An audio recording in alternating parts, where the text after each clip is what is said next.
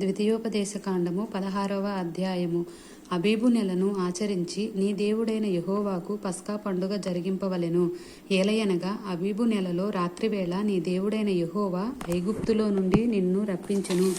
యెహోవా తన నామమును స్థాపించుటకై ఏర్పరచుకున్న స్థలములోనే నీ దేవుడైన యెహోవాకు పస్కాను ఆచరించి గొర్రె మేకలలోనే గాని గోవులలోనే గాని బలి అర్పింపవలెను. పస్కా పండుగలో పొంగిన దేనినైనను తినకూడదు. నీవు త్వరపడి ఐగుప్తు దేశంలో నుండి వచ్చితివి గదా. నీవు ఐగుప్తు దేశంలో నుండి వచ్చిన దినమును నీ జీవితములన్నిటిలో జ్ఞాపకము చేసుకున్నట్లు బాధను స్మరణకు తెచ్చు పొంగని ఆహారమును 7 దినములు తినవలెను. నీ ప్రాంతములన్నిటిలో 7 దినములు పొంగనిదేదైనను కనబడకూడదు. మరియు నీవు మొదటి తేదీ సాయంకాలమున వధించిన దాని మాంసములో కొంచెమైనను ఉదయము వరకు మిగిలి ఉండకూడదు.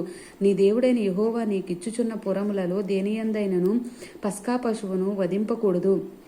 నీ దేవుడైన యెహోవా తన నామమును స్థాపించుటకై ఏర్పరచుకొను స్థలములోనే నీవు ఐగుప్తులో నుండి బయలుదేరి వచ్చిన వేళను అనగా సూర్యుడు అస్తమించు సాయంకాలమున పస్కా పశువును వధించి నీ దేవుడైన యెహోవా ఏర్పరచుకొను స్థలమున దానిని కాల్చి భుజించి ఉదయమున తిరిగి నీ గుడారములకు వెళ్ళవలెను. 6 దినములు నీవు పొంగని రొట్టెలు తినవలెను. 7వ దినమున నీ దేవుడైన యెహోవాకు వ్రతదినము. అందులో నీవు జీవనోపాధి అయిన ఏ పనియు చేయకూడదు. 7 వారములను నీవు లెక్కింపవలెను.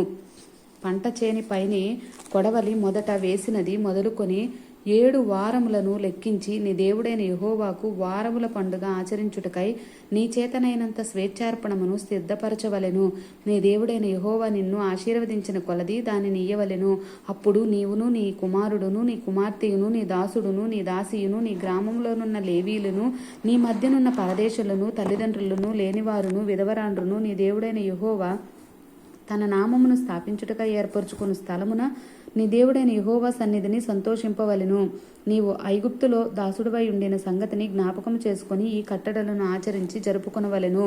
నీ కళ్ళములో నుండి ధాన్యమును నీ తొట్టిలో నుండి రసమును సమకూర్చినప్పుడు పర్ణశాలల పండుగను 7 దినములు ఆచరింపవలెను. ఈ పండుగలో నీవును నీ కుమారుడును నీ కుమార్తెయును నీ దాసుడును నీ దాసియును నీ గ్రామంలో ఉన్న లేవీలను పరదేశులను తల్లిదండ్రులను లేనివారును విధవరాండ్రును సంతోషింపవలెను. నీ దేవుడైన యెహోవా నీ రాబడి అంతటిలో నీ చేతి పనులన్నిటిలోనూ నిన్ను ఆశీర్వదించును గనుక యెహోవా ఏర్పరచుకొను స్థలమున నీ దేవుడైన యెహోవాకు 7 దినములు పండుగ చేయవలెను. నీవు నిశ్చయముగా సంతోషింపవలెను. ఏటికి 3 మారులు అనగా పొంగని రొట్టెల పండుగలోను వారముల పండుగలోను పర్ణశాలల పండుగలోను నీ దేవుడైన యెహోవా ఏర్పరచుకొను స్థలమున నీ మగవారందరూ ఆయన సన్నిధిని కనబడవలెను. వారు వట్టి చేతులతో యెహోవా సన్నిధిని కనబడక నీ దేవుడైన యెహోవా నీకు అనుగ్రహించిన దీవెన చొప్పున ప్రతి వాడును తన శక్తి కొలది ఇయ్యవలెను.